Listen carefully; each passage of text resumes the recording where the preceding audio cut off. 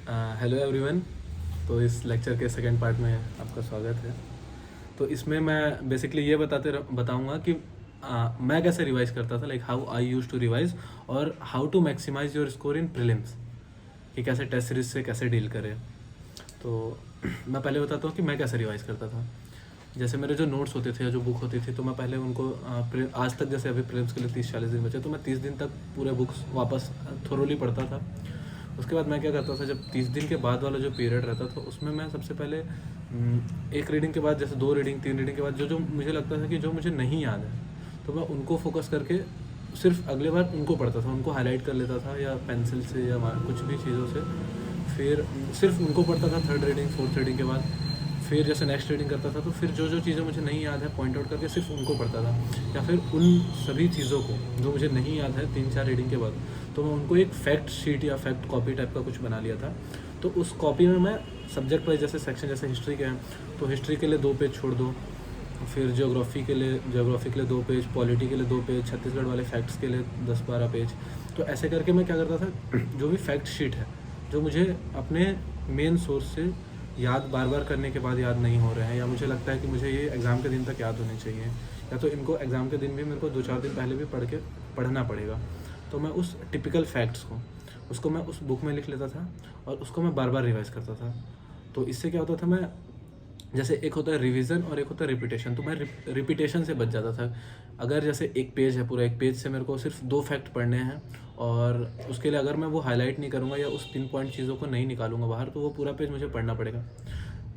चूँकि मतलब उस पेज को पढ़ने में वैसे भी बहुत टाइम नहीं लगेगा, लेकिन फिर भी आप उस पेज को पढ़ने में वो एफर्ट दे रहे हो, वो टाइम दे रहे हो, तो उस 2 चीज़ को पिन पॉइंट करके या तो उस बुक पेज के ऊपर लिख लो, या तो उसको अलग से फैक्ट शीट में रख लो और उसको रहन दो कि उस पेज को नहीं पढ़ना है आपको। ये चीज़ आपको याद रखना चाहिए कि इसको नहीं पढ़ना है। तो ऐसे ही करके सभी चीज़ों के साथ आप ऐसे करो, सारे नोट्स के साथ जो फैक्ट शीट है वो मेंटेन करते रहो, और बार बार क्विक रिवीजन करते रहो। बहुत जल्दी पढ़ो फिर छोड़ दो, बहुत ज़्यादा याद करने का टेंशन मत लो। मैं तो नहीं लेता था कि बहुत याद करना है, क्योंकि बार बार पढ़ोगे आपको याद आ जाएगा, वो चीज़ें अपने आप याद आ जाएगी। बिल्कुल भी कोई नया सोर्स मत लो अब, चाहे जैसे मैं बता रहा हूँ, जैसे मैंने अपने सोर्स पिछले वीडियो में बताए थे, तो अगर आप वो सोर्स फॉलो नहीं करते हैं तो आप वो सोर्स बिल्कुल फॉलो मत कीजिए। जो भी सोर्स आप फॉलो करते हैं वो फॉलो कीजिए, अच्छे से फॉलो कीजिए उसको, उसको बार बार रिवाइज कीजिए। रिवीजन का यही स्ट्रेटेजी रखिए, रिपीटेशन से बचिए और अपने ही सोर्स को रखिए। एक फैक्ट शीट जो मेंटेन कर रहे हैं आप, उसको आप रिवाइज हर दिन रात को सोने से पहले, क्योंकि वो बहुत ज़्यादा नहीं रहेगा, तो हर दिन कर लो या हर 2-3 दिन में कर लो, वीकली कर लो। लास्ट तक ऐसा होना चाहिए कि वो सारे फैक्ट शीट के क्वेश्चन आपको याद होने चाहिए, फैक्ट शीट में जो भी है।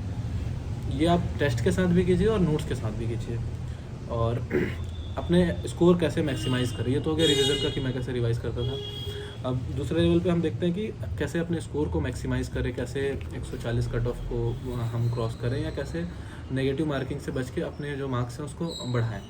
तो इसके लिए जो टेस्ट सीरीज़ है वो आप अच्छे से कीजिए। टेस्ट सीरीज़ जाके आप ऑफलाइन दीजिए, ऑनलाइन भी दे रहे हैं तो आप एक पेन पेपर पकड़ के OMR शीट एक प्रिंट कर लीजिए। तो ऑनलाइन भी दे रहे हैं तो आप बबल कीजिए, फिर आप सबमिट कर दीजिए। थोड़ा टाइम ज़्यादा लगेगा, हो सकता है 15-20 मिनट ज़्यादा लग जाए, तो भी कोई बात नहीं, आप ज़्यादा समय लीजिए, ऑनलाइन सबमिट कीजिए। फिर ऑफलाइन आप जो रखे हैं हाथ में वो क्रॉस चेक कीजिए आप कि कौन से क्वेश्चन गलत हुए। अपना पूरा टैली कीजिए कि कितने क्वेश्चन आपने अटैम्प्ट किए, कितने उससे जैसे मैं करता था तो मैं पहले लिख लेता था कितने क्वेश्चन मैंने अटैम्प्ट किए, फिर उसमें कितने क्वेश्चन सही हुए और कितने क्वेश्चन गलत हुए। जितने क्वेश्चन गलत हुए 1/3 नेगेटिव है तो वो 1/3 नेगेटिव और जोड़ लेता था मैं।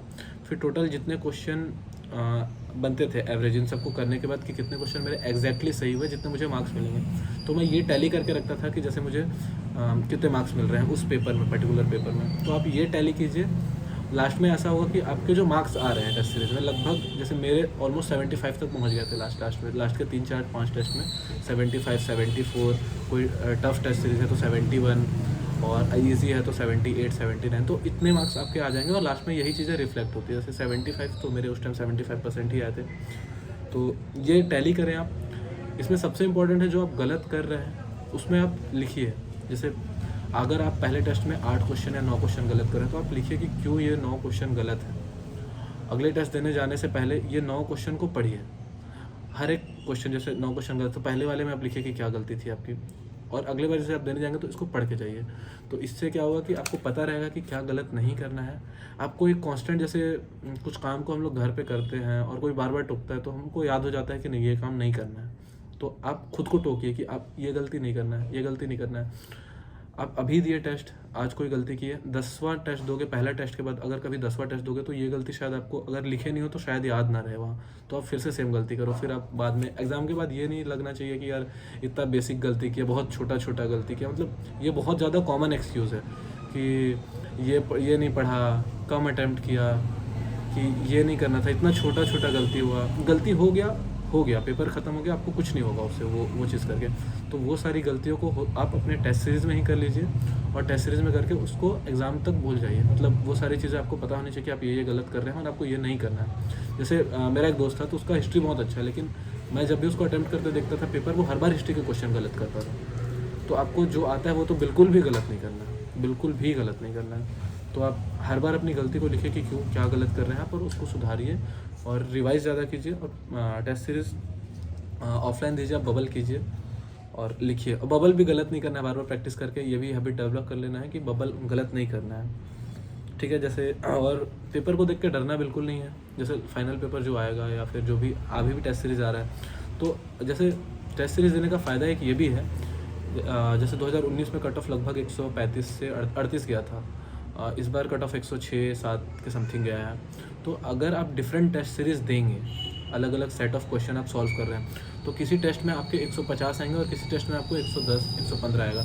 तो आपको पता चलेगा कि टफ़ टेस्ट है, पेपर है, तो उसमें आपके परफॉर्मेंस कैसे हैं। और रिलेटिवली जैसे आपको लिस्ट मिलेगी कि किसके कैसे आ रहे हैं, तो रिलेटिवली आपको पता चलेगा कि टफ़ पेपर में लोग के भी कम हो रहे हैं, सिर्फ आपके कम नहीं हो रहे हैं। तो टफ़ पेपर से आपको डरना नहीं है, ये चीज़ आप टेस्ट से सीखेंगे।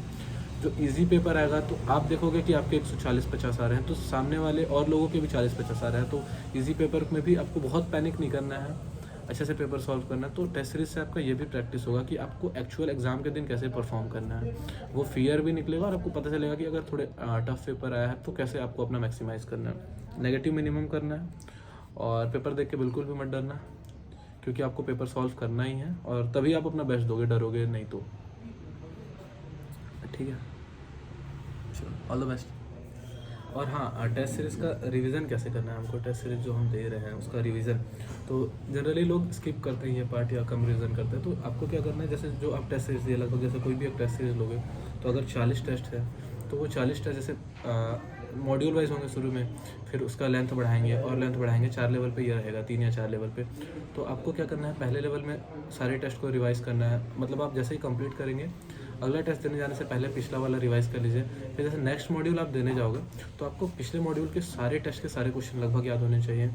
फिर अगला मॉड्यूल, जैसे तीसरा मॉड्यूल देने जाओगे तो ये दोनों के टेस्ट सीरीज़ याद होने चाहिए आपको। और फिर जैसे फुल लेंथ वाला आएगा तो उससे पहले क्या करोगे आप, ये अपने नोट्स तो याद कर ही रहे हो आप, नोट्स के साथ साथ आपको ये टेस्ट सीरीज़ में जितने क्वेश्चन हैं लगभग वो भी याद होने चाहिए। जैसे मैं तो ज़्यादा टेस्ट देता था, तो मैं क्या करता था, मैं जैसे एक टेस्ट सीरीज़ है, एक टेस्ट पेपर है, उसमें लगभग 100 क्वेश्चन रहेंगे, मैं पढ़ के गया तो मेरे 70 से 75 क्वेश्चन तक मैं सॉल्व कर लेता था, या फिर अगर नहीं सॉल्व हुए तो मैं याद कर लेता था उनको। जो बहुत बेसिक रहते थे, थोड़े बहुत छूट गए होते थे, पढ़े नहीं है, तो वो चीज़ मैं याद कर लेता था। तो पहले एक टेस्ट दे के आ गया, अगली बार जैसे मैं उसको रिवाइज़ कर रहा हूँ तो उस 50 से 60 क्वेश्चन ऐसे होंगे जो मेरे को हमेशा याद रहेंगे उनमें से, क्योंकि हम वो अपने बेसिक नोट्स में पढ़ते हैं। तो उन 50 से 60 क्वेश्चन को आप काट दीजिए, ताकि अगली बार आप जब रिवाइज़ करें तो आपको सिर्फ 40 क्वेश्चन पढ़ना पड़े, तो 50 क्वेश्चन या 60 क्वेश्चन ना पढ़ना पड़े। आप कुछ भी और आइडेंटिफाई करने के लिए मार्क कर सकते हैं या हाईलाइट कर दो। मैं काट देता था, तो मैं एक पेन से काट देता था, ताकि अगली बार कुछ भी हो जाए मैं सिर्फ वही क्वेश्चन पढ़ूंगा जो मैंने नहीं काटे हैं। तो उससे क्या होता था, बहुत कम टाइम लगता था। अब अगले रिवीजन में मेरे 40 क्वेश्चन हैं, फिर हो सकता है अगले रिवीजन में जब मैं फिर से टेस्ट कभी दिया तो नोट्स पढ़े मैंने, और उस 40 में से भी 20 क्वेश्चन या 25 क्वेश्चन कम हुए, तो मेरे पास बचे 15-16 क्वेश्चन। फिर अगले रिवीजन में फिर 15-16 में 5 याद हो गया, तो 11-12 क्वेश्चन बचेंगे, 11 क्वेश्चन बचेंगे। फिर इन 11 में जो भी एग्ज़ाम के लिए बहुत इंपॉर्टेंट है तो मैं उसको फिर से पढ़ लूँगा, या तो जो फैक्ट शीट हम रिवीजन के टाइम बना रहे थे तो उस फैक्ट शीट में इन क्वेश्चन को भी डाल दूँगा, क्योंकि सारी चीज़ें या सारे डेटा या सारे फैक्ट्स हमारे बुक में, नॉर्मल बुक में होंगे तो बहुत लेंथी हो जाएगा, हमको पढ़ने का मन नहीं करेगा। तो हम उसको फैक्ट शीट में रख लेंगे, उस फैक्ट शीट को हम रिवाइज़ करते रहेंगे, जो एक बुक बनाए थे हम लोग फैक्ट का। तो इससे क्या होगा, लास्ट में हर एक लेवल पे नंबर ऑफ क्वेश्चन कम हो जाएंगे। जैसे पहले 40 बचेंगे, फिर 25 बचेंगे, 12-13 बचेंगे, 12-13 के बाद 7-8 बचेंगे, 7-8 के बाद हर एक लेवल पे आपको रिवीजन करते जाना है, मिनिमम टाइम लगते जाएगा और आपका टेस्ट सीरीज़ बहुत अच्छे से प्रिपेयर हो जाएगा, और ये सारी चीज़ें आपको याद रहेंगी लास्ट डेट।